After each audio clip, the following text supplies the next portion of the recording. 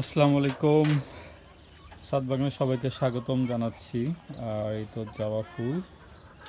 আর আজকে দেখতেছিলাম, ওই গতকালকেই বলছিলাম যে উপরে এখনো ডিম দেওয়া শুরু করেনি।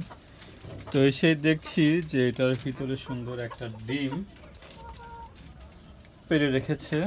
আর নিশ্চিতভাবে এটা বলা যাচ্ছে যে এটা দেশি মুরগির ডিম, অর্থাৎ এই যে মুরগিটা দেখা যাচ্ছে এটার ডিম খুব ছোট। আর এই ডিমটা খুব লম্বা হয়।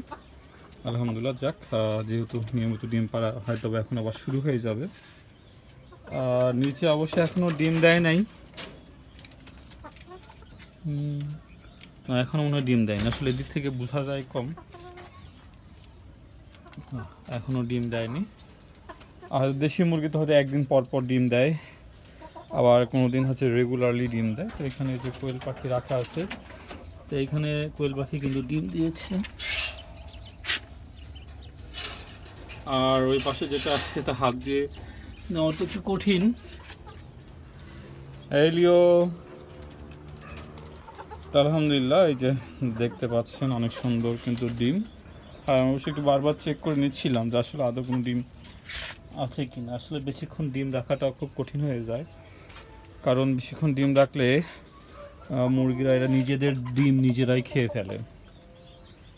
আর আসলে প্রচুর গরম, সকাল করে আসলে অনেক বেশি করে পানি দিচ্ছি, তারপর কিন্তু বিকাল হতে না হতেই একদম পানি টবে শুকিয়ে যাচ্ছে।